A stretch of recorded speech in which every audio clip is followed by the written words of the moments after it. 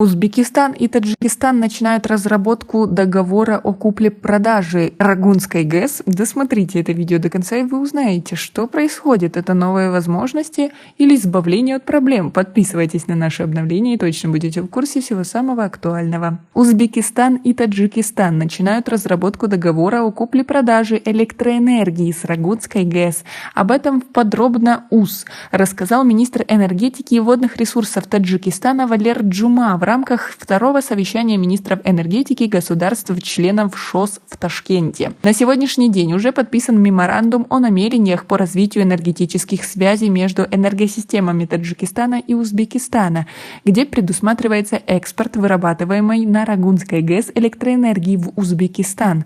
Аналогичный документ находится на стадии подписания с Казахстаном, отметил он. По словам министра, детали еще будут доработаны, так как все зависит от хода строительства Рагунской ГЭС. Как вы относитесь к таким возможностям? Свои ответы напишите нам, пожалуйста, в комментарии. В целом мы планируем экспортировать с этой станции 70% производимых объемов, то есть около 10 миллиардов киловатт-часов электроэнергии, в том числе в Узбекистан. Меморандум определил основные моменты и принципы работы. Сейчас же мы начинаем разработку самого договора о купле-продаже электроэнергии, где будут согласованы все условия, сказал он. Валер Джума добавил, что Таджикистан, имея огромный гидроэнергетический потенциал, сейчас активно продолжает строительство Рагунской ГЭС с установленной мощностью 3780 мегаватт. До настоящего времени два введенных в эксплуатацию агрегата уже выработали более 4,5 миллиарда киловатт-часов электроэнергии. Рагунская ГЭС в будущем не только обеспечит энергетическую безопасность Таджикистана, но и несет вклад в наращивание объемов экспортных поставок в соседние страны. Таджикистан будет и дальше прилагать все возможные усилия для увеличения объема экспорта зеленой энергии в страны региона. На сегодняшний день наши экспортные поставки в Узбекистан и Афганистан составляют более 3 миллиардов киловатт-часов в год, заключил он. Напомним, в начале июня правительства Таджикистана и Узбекистана подписали меморандум о намерениях по экспорту электроэнергии, которая будет вырабатываться Рагунской гидроэлектростанцией в летний период. Сроки, режимы поставки электроэнергии, объемы и тарифы будут рассмотрены в рамках отдельного соглашения о закупках электроэнергии, которое планируется подписать до конца текущего года. По данным Министерства энергетики Узбекистана, предварительно речь идет о соглашении сроком на 10 лет. Рагунская ГЭС расположена в 110 километрах восточнее Душанбе, а проектная мощность в 13 миллиардов киловатт-часов в год. Проектируемая высота плотины 330 метров, объем водохранилища